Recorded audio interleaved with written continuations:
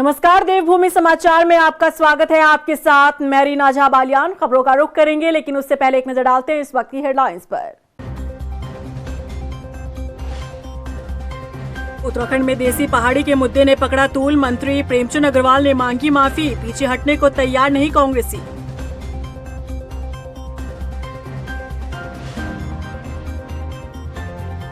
सत्ताईस फरवरी को पीएम मोदी के मुखबा दौरे को लेकर तैयारियां तेज। प्रधानमंत्री के दौरे से शीतकालीन यात्रा को लगेंगे पंख। कांग्रेस ने कसा तंज।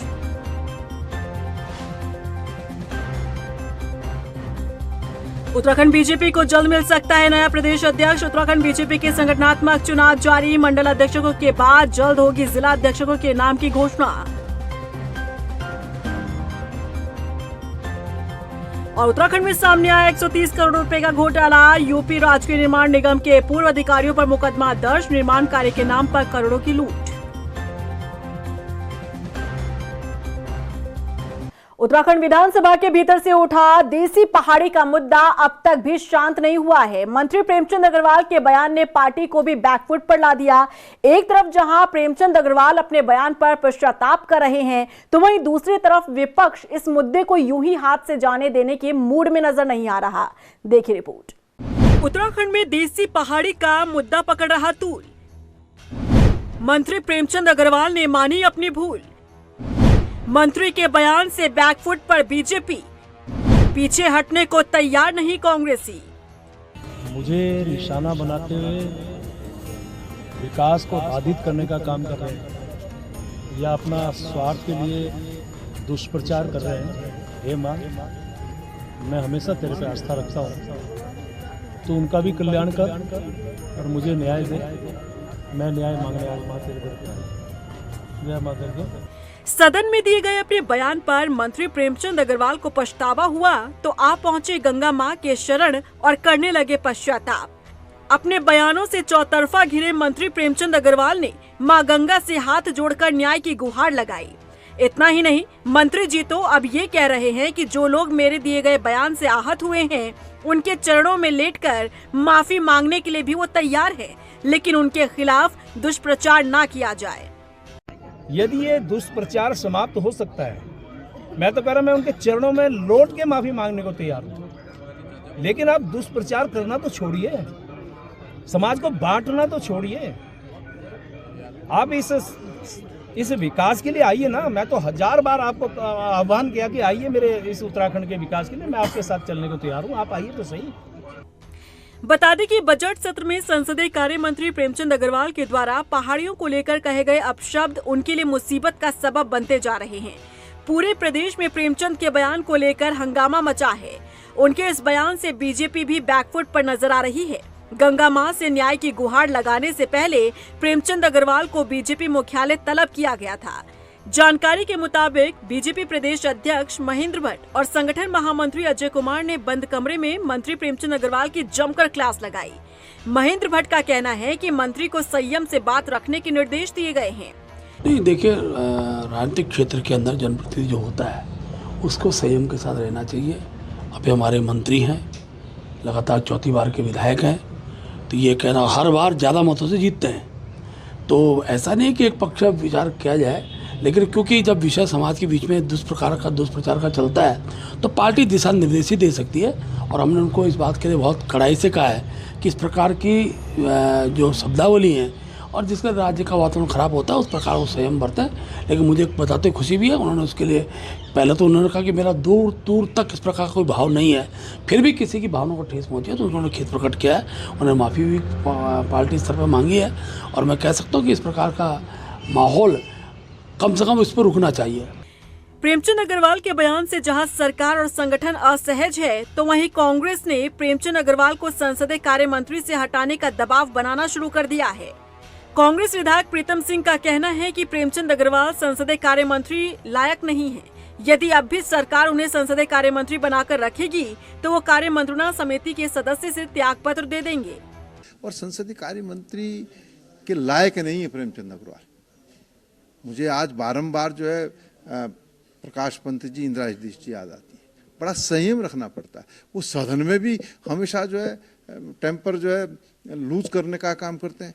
कार्य मंत्रणा की तक की बैठक में जो है वो हम लड़ने के मूड में रहते हैं कि मैंने एक बात तय की है, क्योंकि मैं कार्य मंत्रणा का सदस्य हूँ। जब तक प्रेमचंद अग्रवाल जी संसदीय कार्य मंत्री रहेंगे, मैं कार्य मंत्रणा से त्यागपत्र भी दूंगा और कार्य मंत्रणा में तब तक जाऊंगा भी नहीं।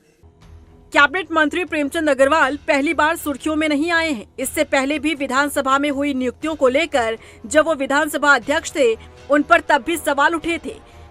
ऋषिकेश में सरेराह एक व्यक्ति के साथ मारपीट मामले में भी प्रेमचंद अग्रवाल ने सरकार और संगठन को असहज किया था। बावजूद इसके प्रेमचंद अग्रवाल को मंत्री पद से हटाने के बजाय समय समय पर उन्हें और शह दी जाती रही। हालांकि इस बार जिस विवाद में घिरे हैं मंत्री प्रेमचंद अग्रवाल, इससे बाहर निकलना फिलहाल इतना आसान नजर नहीं आता, क्योंकि जिन अपशब्दों का इस्तेमाल उत्तराखंड के पहाड़ियों के लिए मंत्री प्रेमचंद अग्रवाल ने किया, इससे प्रदेश वासियों में आक्रोश है और विपक्ष भी इस मुद्दे को यूं ही हाथ से निकलने देने के मूड में नजर नहीं आ रहा है। ऐसे में देखना होगा कि क्या देसी पहाड़ी का बढ़ता ये विवाद कहीं मंत्री की कुर्सी तक तो नहीं पहुंचता। टाइम टीवी के लिए देहरादून से मनीष डंगवाल के साथ ब्यूरो रिपोर्ट। प्रधानमंत्री नरेंद्र मोदी के 27 फरवरी को मुखबा दौरे को लेकर तैयारियां जोरों पर है। खुद मुख्यमंत्री पुष्कर सिंह धामी ने मुखबा हर्षिल पहुंचकर व्यवस्थाओं का जायजा लिया।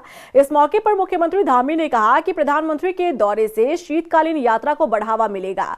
पूरे विश्व में इस यात्रा का प्रचार प्रसार होगा, जिससे हमारे राज्य में बड़ी संख्या में श्रद्धालु और पर्यटकों का आगमन होना तय है। वहीं प्रधानमंत्री नरेंद्र मोदी के मुखबा दौरे को लेकर बीजेपी के प्रदेश अध्यक्ष महेंद्र भट्ट ने कहा कि पीएम मोदी की शीतकालीन यात्रा से प्रदेशवासियों को काफी उम्मीदें हैं। उन्होंने कहा कि मुख्यमंत्री पुष्कर सिंह धामी शीतकालीन यात्रा को लोकप्रिय और सुविधाजनक बनाने के लिए लगातार काम कर रहे हैं। पीएम मोदी का ये दौरा शीतकालीन यात्रा को अंतर्राष्ट्रीय स्तर से बड़ी पहचान देगा।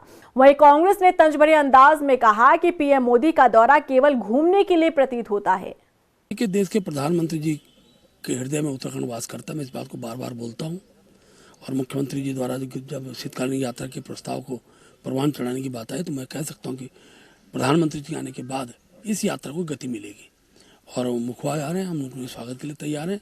और उत्तराखंड की आजीविका का स्रोत हमारी धार्मिक पर्यटन यात्रा है, उस यात्रा का विस्तार होगा और हमारे युवाओं को रोजगार मिलेगा। मुझे बताइए, शीतकाल समाप्त होने वाला है, प्रधानमंत्री जी को शीतकाल यात्रा की याद अब आ रही है।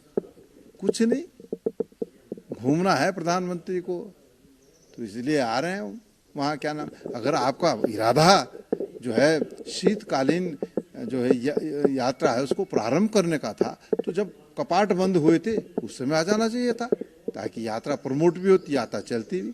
कोई व्यवस्था तो है नहीं शीतकालीन यात्रा की। अब प्रधानमंत्री जी आ रहे हैं तो मुखबा में आएंगे, तो मुखबा गांव का भी काया पलट हो गया, और क्या है।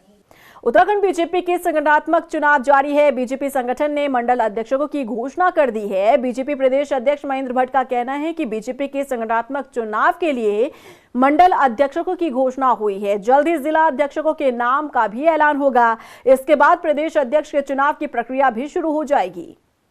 ये लगभग 200 से ज्यादा मंडल हमने कल घोषित कर दिए हैं, और आज भी कुछ घोषणाएं होंगी। 2 जिले हमारे भी छूटे हुए हैं, आज उनको विधिवत रूप से घोषित करते हुए। और हमारा प्रदेश जिला अध्यक्ष चुनाव के लिए अब तैयार है कि 50% मंडल अध्यक्ष के बाद ही हमारे यहाँ जिला अध्यक्ष हो पाते, तब हमारा प्रदेश तैयार है। और हमारे प्रयोगशाला उसके लिए भी हमने तय कर दिए हैं, जो नीचे जाकर रायशुमारी के माध्यम से सब कार्यकर्ताओं से मिलकर और फिर प्रत्याशी के का नाम का पैनल लाएंगे। 28 तारीख की या पहली 2 में जब भी समय लगेगा, हम एक बार सबके साथ बैठेंगे और फिर जिस नाम पर सर्वसम्मति होगी ऐसे नामों का पैनल फिर हम केंद्र को भेजेंगे, क्योंकि जिलाध्यक्ष जो पैनल टीम होती है वो केंद्र को भी जाती है, और केंद्र द्वारा बाद में जैसे हमारा मार्गदर्शन जो भी रूप में आएगा तो विधिवत रूप से हम जिलाध्यक्ष की घोषणा कर देंगे। मुझे लगता है कि हम 2 या 3 मार्च तक अपने जिलाध्यक्षों को विधिवत रूप से घोषित कर देंगे। उधर चंपावत में भी मंडल अध्यक्ष और मंडल प्रतिनिधि के नामों का ऐलान हुआ। बीजेपी जिला अध्यक्ष निर्मल मेहरा ने बताया कि जिले में 11 मंडल अध्यक्ष और प्रतिनिधि नियुक्त किए गए हैं। उन्होंने बताया कि लोहाघाट नगर में मंडल अध्यक्ष की जिम्मेदारी गिरीश कुंवर, जबकि बाराकोट मंडल अध्यक्ष राकेश बोरा को बनाया गया है। वहीं नवनिर्वाचित सदस्यों का पार्टी कार्यकर्ताओं ने गर्मजोशी के साथ स्वागत किया। जैसे ही निकाय चुनाव संपन्न हुए, मंडलों के लिए पर्यवेक्षकों की टीम हमारे प्रदेश नेतृत्व ने भेजी, और उस टीम ने हर मंडल में जाकर अपने कार्यकर्ताओं से जो क्राइटेरिया में आते थे उनसे रायशुमारी की। उनसे रायशुमारी करने के बाद अपनी रिपोर्ट प्रदेश को सौंपी और प्रदेश को सौंपने के बाद जो प्रदेश में हमारी कोर कमेटी होती है या प्रदेश का नेतृत्व है, उन लोगों की आपसी विचार विमर्श के बाद कल रात्रि ये मंडल अध्यक्षों की सूची जारी हुई है। धन्यवाद है आप सभी का।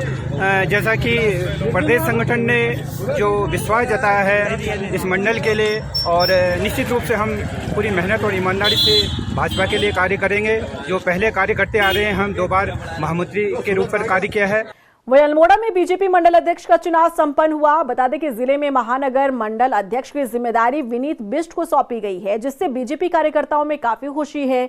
वहीं नवनियुक्त मंडल अध्यक्ष ने पार्टी कार्यकर्ताओं का आभार व्यक्त किया है। उधर बीजेपी नेता बिट्टू कर्नाटक ने बताया कि सभी मंडलों का चुनाव विधिवत संपन्न हो गया है। शहरी और ग्रामीण मंडल में पदाधिकारी नियुक्त किए गए हैं। पार्टी ने एक बहुत बड़ी जिम्मेदारी दी है। सबसे पहले तो मैं अपने शीर्ष नेतृत्व और जिला नेतृत्व और जितने भी हमारे यहाँ अल्मोड़ा के शीर्ष नेता हैं उन सबका आभार व्यक्त करता हूँ कि उन्होंने मुझे इस काबिल समझा कि मैं नगर के अध्यक्ष के रूप में कार्य कर सकूं। और यह जिम्मेदारी बहुत महत्वपूर्ण जिम्मेदारी है, क्योंकि अब जो 2027 के विधानसभा चुनाव होंगे, यही टीम इस चुनाव को लड़ाने जाएगी। और देखिए, संगठनात्मक चुनाव लगातार चल रहे हैं।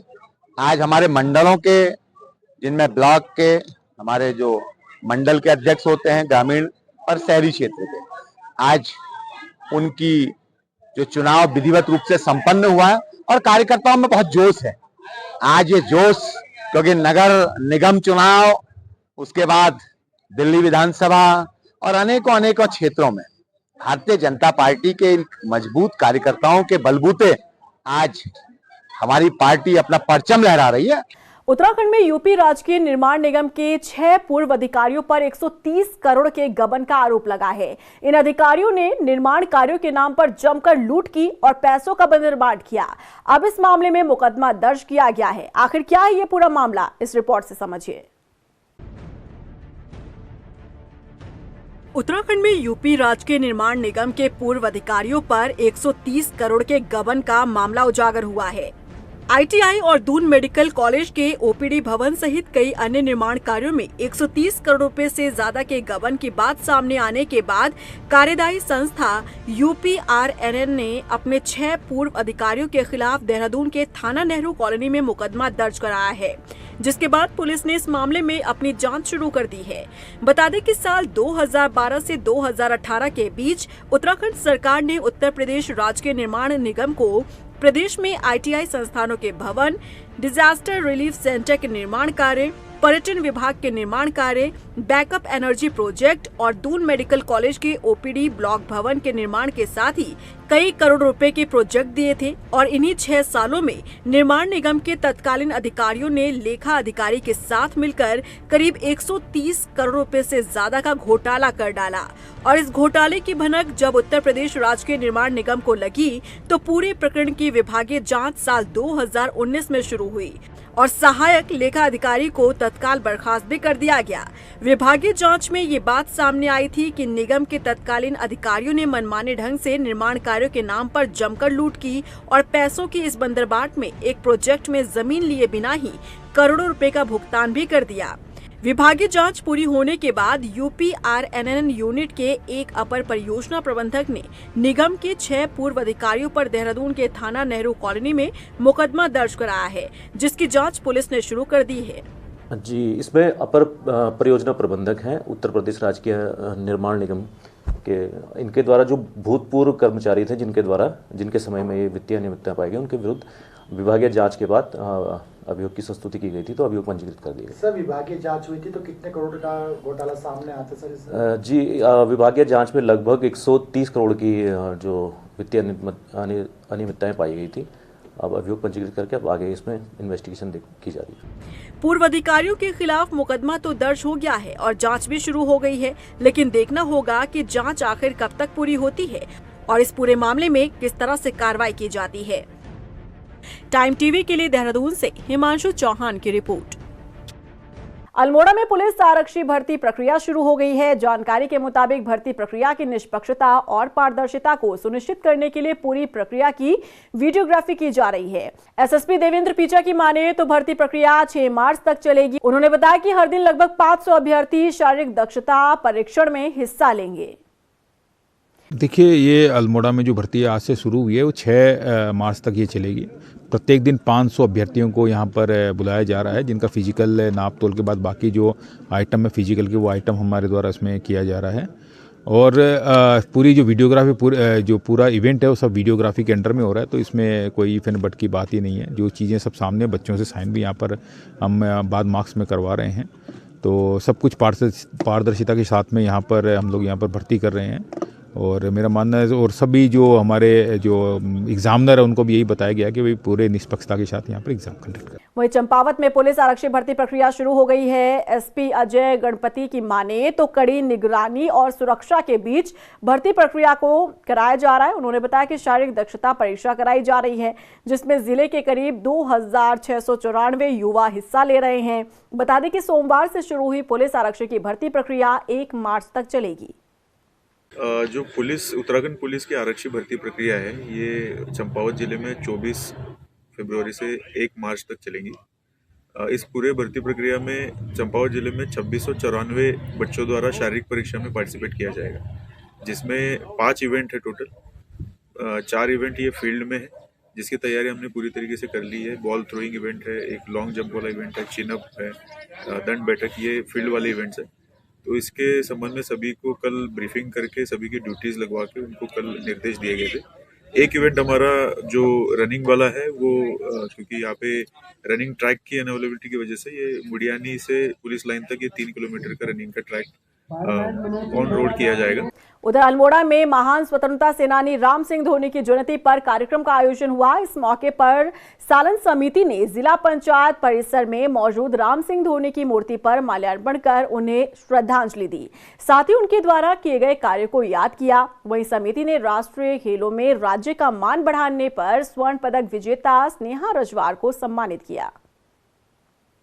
सालन समिति द्वारा प्रख्यात स्वतंत्रता संग्राम सेनानी और देश को जय हिंद का नारा देने वाले क्रांति दूत राम सिंह धोनी की 132वीं जयंती समारोह का आयोजन यहाँ पर किया जा रहा है, और जिसमें तमाम संगठनों के लोग यहाँ पर भागीदारी कर रहे हैं और जो धोनी जी के कृतित्व और व्यक्तित्व पर प्रकाश डाल रहे हैं। इसके अलावा हम 4 लोगों को भी सम्मानित कर रहे हैं। उधर दिनेशपुर के वार्ड नंबर 9 में सत्संग कार्यक्रम का आयोजन हुआ। इसमें श्रद्धालुओं ने भजन कीर्तन के साथ ही श्री श्री ठाकुर अनुकूल चंद्र के आदर्शों को याद किया। इसके अलावा कार्यक्रम में आज की युवा पीढ़ी को मातृ पितृ देवो भव के लिए प्रेरित किया। आज का जो सत्संग हुआ बहुत ही भव्य दिव्य सत्संग हुआ, और माननीय गौतम सरकार जी की, मेरे बड़े भाई के घर पे इस आयोजन को करके हम सभी को एक साथ जोड़ने का काम जो गौतम सरकार जी ने किया है, गौतम सरकार जी को आपके चैनल के माध्यम से बहुत बहुत मैं धन्यवाद करता हूं, जय गुरु करता हूं। और मेरे को जो सुन रहे हैं आपके चैनल के माध्यम से सभी को मेरा प्रणाम, जय गुरु। और इसी के साथ फिलहाल इस बुलेटिन में बस इतना ही, लेकिन चलते चलते एक नजर डालते हैं इस वक्त की हेडलाइंस पर। उत्तराखंड में देसी पहाड़ी के मुद्दे ने पकड़ा तूल। मंत्री प्रेमचंद अग्रवाल ने मांगी माफी। पीछे हटने को तैयार नहीं कांग्रेसी।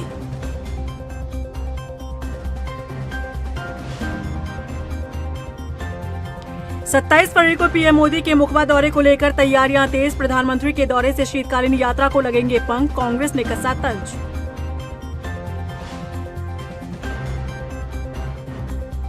उत्तराखंड बीजेपी को जल्द मिल सकता है नया प्रदेश अध्यक्ष। उत्तराखंड बीजेपी के संगठनात्मक चुनाव जारी। मंडल अध्यक्षों के बाद जल्द होगी जिला अध्यक्षों के नाम की घोषणा।